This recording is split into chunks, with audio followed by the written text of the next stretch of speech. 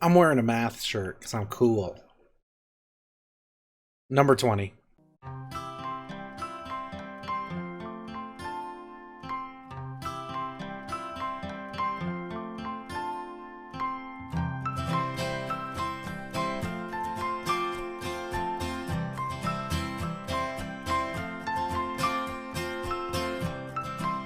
あ、おじいちゃん出てきた。来てたのか。なんか言ってない二人。嫁さんのこと。This is Still Walking by Hirokazu Koreeda. It is a film about a Japanese family, specifically a son and his new wife, who's a widow, and her daughter, who's now part of their family, visiting his parents on the anniversary of his older brother's death. And the whole film takes place in 24 hours, and this film is basically, it's kind of a placeholder for another film that's often considered one of the best films ever made called Tokyo Story by Yasujiro Ozu. And the only reason I'm putting this one in there instead of Tokyo Story is Tokyo Story is a great film. It's a very important film in Japanese film history and in film history in general. The difference is that Ozu's film seems to propose explicitly and implicitly this idea that we should value our elders and things like that, right? It kind of portrays the older generation as wise and right and just like on the good side of the story versus the younger generation. Versus this film is a little more ambiguous, and it portrays everyone as kind of being flawed, having hang-ups. Like, what's really brilliant about this film is there's no melodrama in it. It doesn't feel, nothing feels contrived. There's no big moments of like huge confrontation or anything like that. It's all very subtle. It's all in the expressions of the characters and the tone that they have with each other. The you kind of, as like the characters interact with each other in very subtle ways, you kind of start to feel the history of this family and what they've gone to, what traumas they've endured, and what like their relationship is with each other. It's a brilliant movie. It's very, there's, like I said, there's no melodrama in it. It's one of the most kind of like realistic like portrayals in film, not of family, but not necessarily because of like not because of who the characters are or the story being told, but the portrayal of their relationship together. Like, you'll find out secrets and stuff about the family, and there's no big like dramatic zoom ins or big, musical swells or, anything like that to create artificial tension. It's all about like kind of as a voyeur into this family on this one day, kind of getting hints and ideas about what this family has been through and where they're going.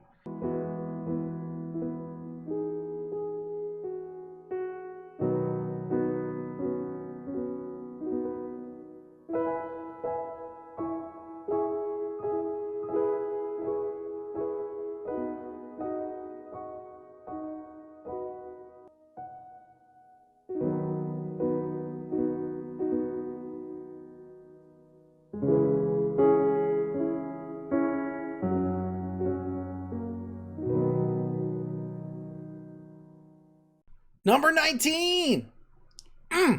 Merci d'être de plus en plus nombreux à nous regarder. Bonsoir. S'il vous plaît, personne ne se lève pendant le générique. Tu rentres quand?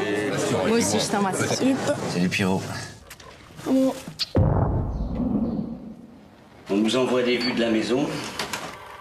Il a dû rester là un bon moment. La cassette fait plus de 2 heures. T'as pas une idée, toi, qui pourrait s'amuser à ça?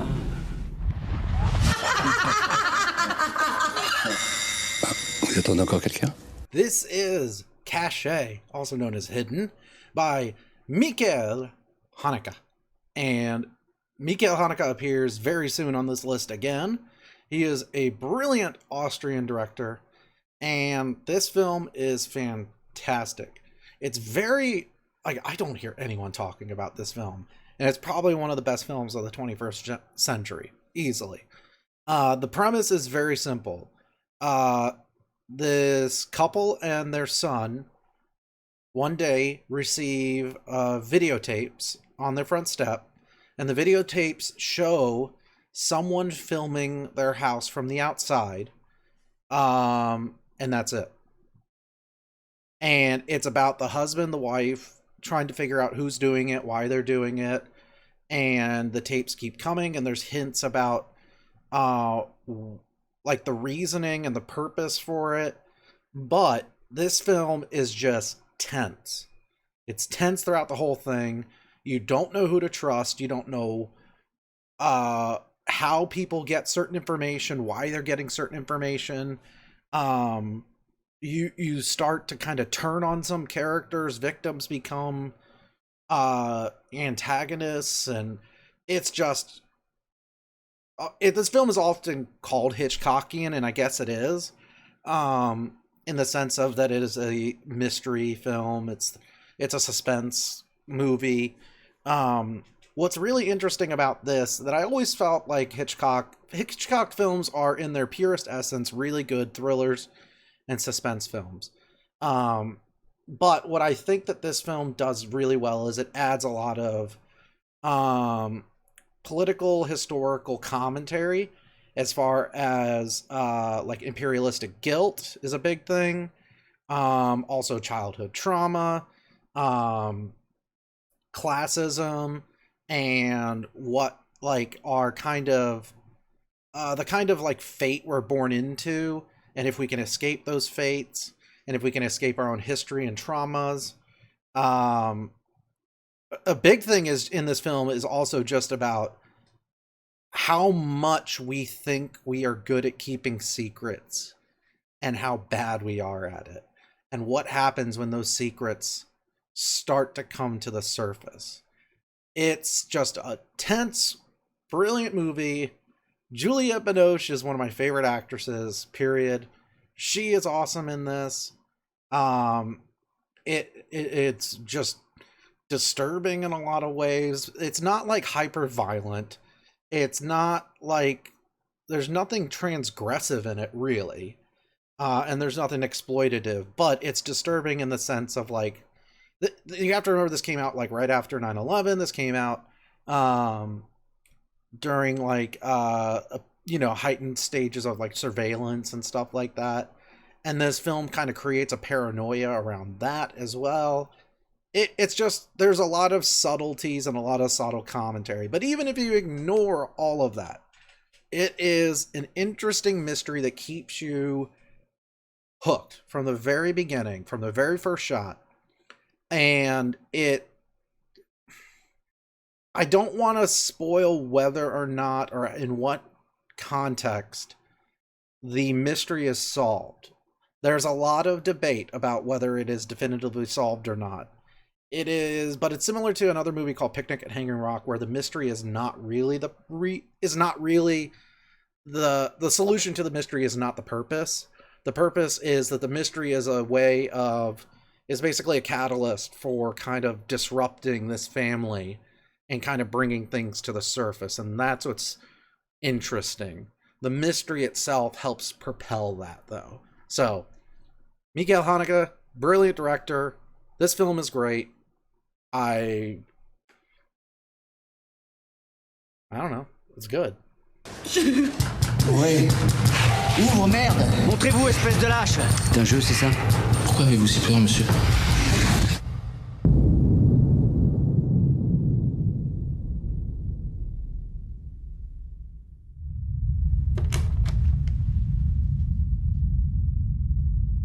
J'ai rien caché.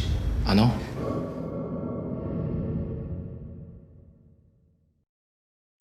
All right, we're going to get into some hard feelings here with number 18. I hope you're ready. What's going on, Justine? It's a planet that has been hiding behind the sun. Now it passes by us. I just have one thing to say. Enjoy it while it lasts. I myself hate marriages. Gabby, please. Is everyone in your family stark raving mad? I smile and I smile and I smile. You're lying to all of us. I'm not really happy. These could have been a lot different. Yes, Michael, they could have been. Just forget it. Stop dreaming, Justine. This is the only Lars von Trier film that appears on my list, and it stars Kirsten Dunst, Kiefer Sutherland, John Hurt, and this film is the best film I've seen that represents depression, has someone that has suffered depression, and not just like, here's the thing. So there's some films that deal with like depression, anxiety, and stuff like that, suicidal ideation, and they try to and they tell it through the actual story and plot lines. And what I mean by that is the person has something happen that causes a depressive episode. They go through a depressive episode. It involves the conflicts that, you know, revolve around the people with them, trying to help them. And sometimes they get out of it. Sometimes they don't. Sometimes they do things that, you know, they still make sense, right? Like, oh, you're depressed, so you're going to do this negative thing, right? What this film brilliantly does is, especially in the first act, which is basically takes place during Kirsten Dunst's marriage, her wedding, and it's the longest part of this film. It's the part of this film that actually is probably the most frustrating to watch, because it's very long and not a lot of things happen in it. After the wedding, then you kind of start to get plot. And the plot is basically that hidden behind the sun this whole time has been a planet called Melancholia, and it has for some reason come out of its orbit and is going to collide with Earth, basically killing everyone on Earth probably. But what this film does is the first part during the wedding is one of the best representations of depression I've ever seen, because when you're depressed, you do things that are self-destructive without necessarily thinking, right? You don't necessarily behave rationally, because depression causes irrational thoughts. It causes you to act against people that you love the most. You know you love them and you can say it, but you still push them away. And it's hard to watch, especially if I wouldn't recommend watching this if you actually are still currently in a depressive state or you're prone to depression, because this film is very, very hard to watch in that sense. If you have not suffered depression before and you're looking for kind of a plot-driven feel-good movie, this is not it. Because, like I said, the first part is very frustrating. Kirsten Dunst does things that don't make sense. She acts in ways that just seem, for lack of a better term, manic, or just kind of crazy. But when I watch this, now that I've gotten to a place where I've dealt with my depression, or I feel like I have a good control over it. But even watching this, I can remember putting myself in places like that, where I just do things that are so self-destructive and so counter to what I really want to do or what I need, and end up hurting people that I care about the most and pushing them away, which causes me to feel worse, right? And what really is interesting is during the second part of the film, so the marriage is the first part. The second part is basically, and this isn't spoilers really, but Kirsten Dunst basically has a mental breakdown. And if you've known someone with severe depression, you've seen something like this before. Can't get out of bed, just finding no pleasure in life, just everything, right?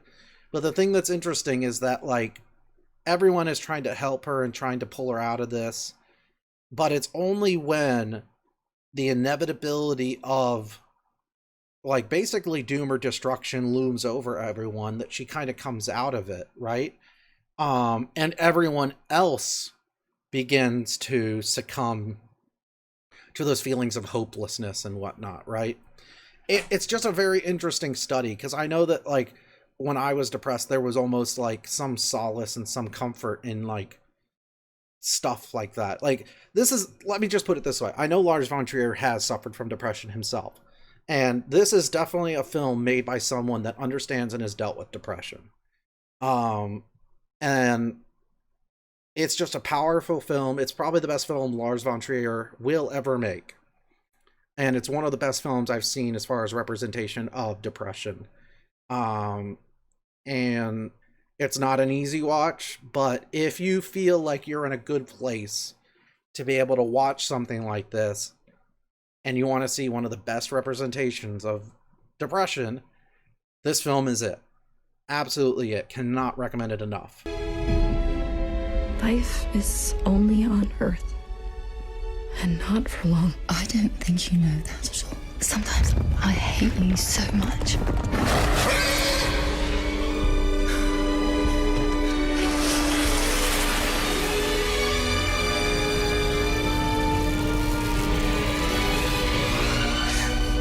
Help me, Justine. I want to do this the right way.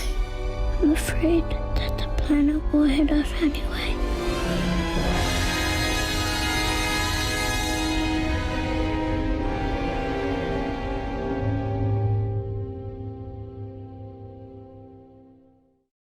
That was literally depressing. Number 17!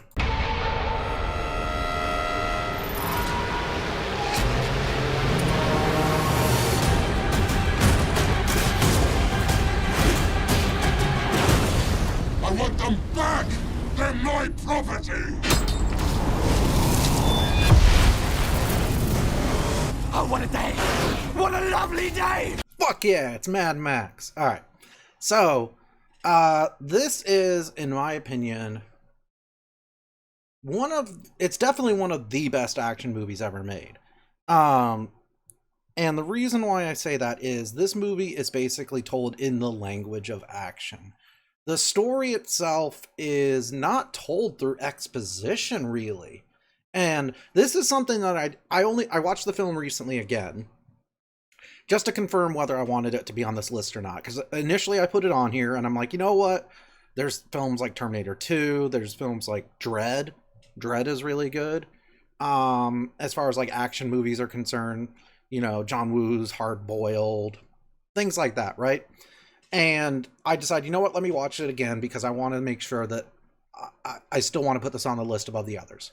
And the thing that impressed me the most the second time I watched it was realizing how much of this story is not told through dialogue.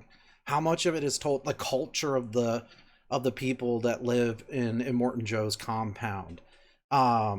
The character history and stuff. You get all this without dialogue. You get this. No one explains, oh, well, what does witnessing me mean? You know, it's told through seeing someone do it, right? It's things like that are really interesting. There's only like one period in this film where there's not like action. And ironically, it is when, during the day for night shot that they have, when Mad Max goes out and decides to basically just get rid of everyone and come back with ammo and stuff. That whole scene is not shown. And what's wonderful about this film is it's one of the greatest cons pulled in film recently. This film is not about Mad Max at all. He is basically just there to bring the audience into a real story about Furiosa. And it's brilliant. You know what? And that scene from that film reminded me a lot of, and I don't know if it was intentional, was a scene in Seven Samurai, which is going to be on this list down the line, don't worry, where one of the samurai basically goes out and comes back.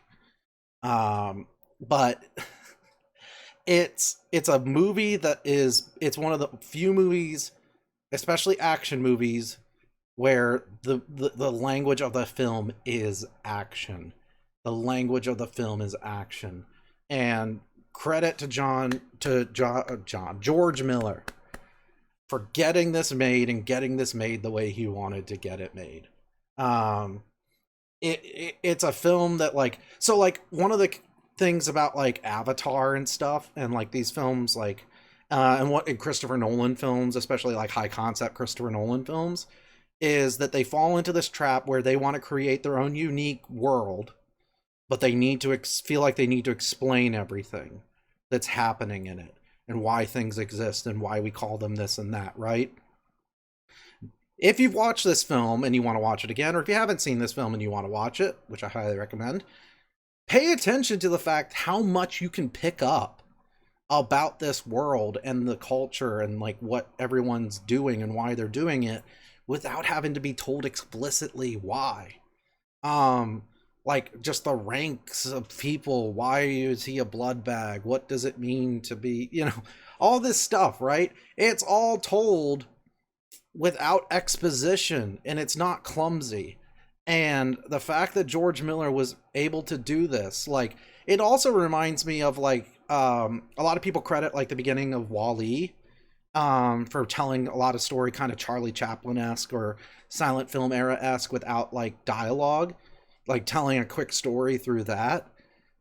This whole film is like that, but it does it with the action and with the behavior of the characters. And we haven't even talked about like just like the practical effects and how he brilliantly melded them with computer effects. It's awesome. It's basically non-stop action from beginning to end, and it's what you want in an action movie. Even the best action movies, like probably my second favorite action movie is Terminator 2.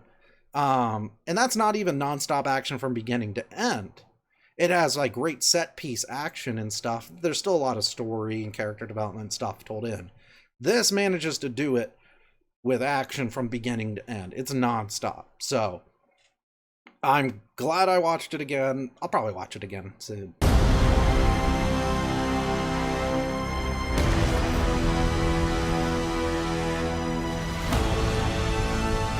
As the world fell, each of us in our own way was broken.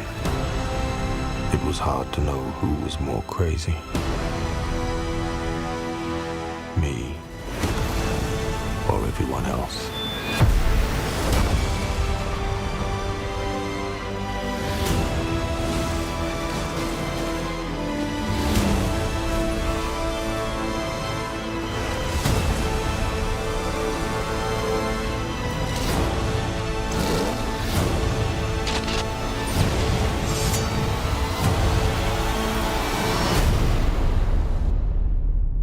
We're back to anime with number 16.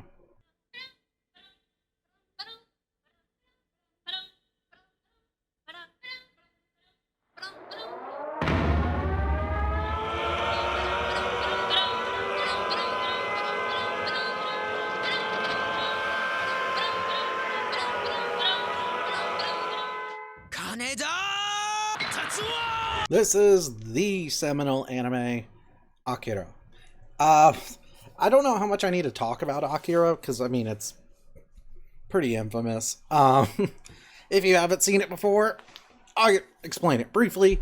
Group of biker gangs, 2019 Neo Tokyo, in 1998, or 1988, excuse me, there's a big catastrophic explosion that leveled all of Tokyo, causing defunding of military and stuff like that. And so now we're rebuilding Neo Tokyo on top, basically, or like near the ruins of Old Tokyo. And you have two main characters, Kaneda and Tetsuo, who are part of a biker gang.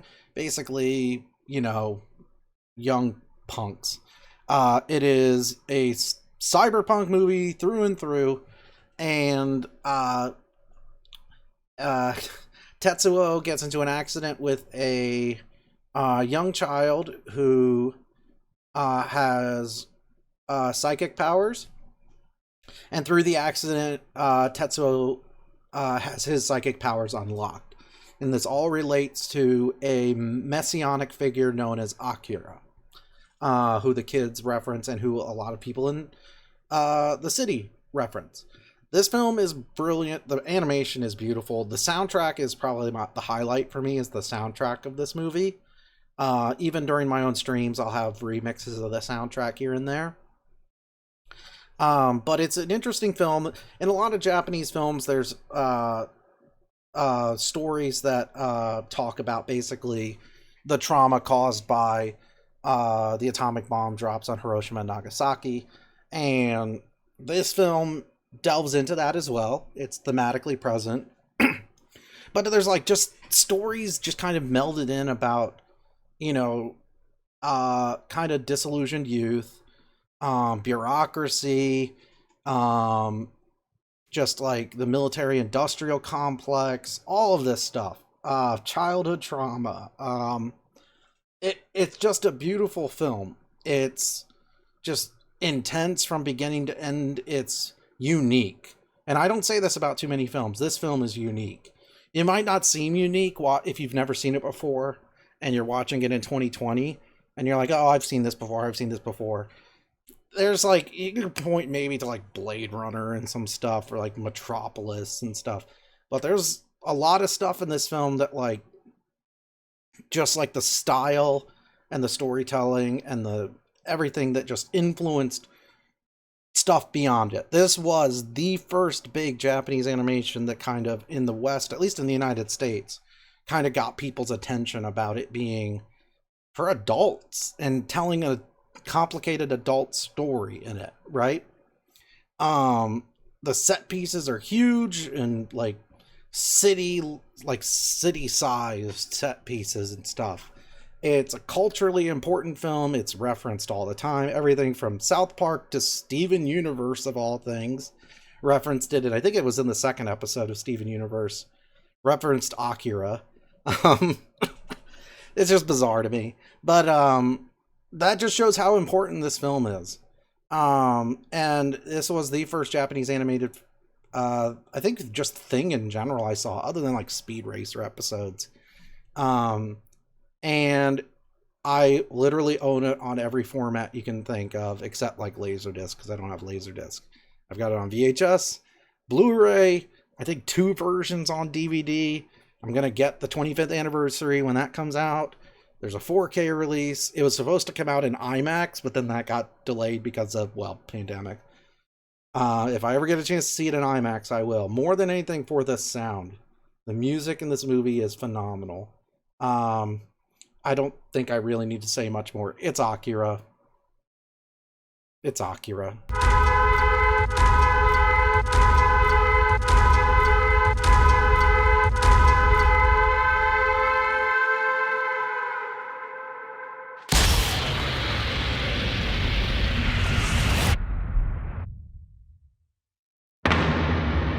But someday, we ought to be able to... Because it has already begun.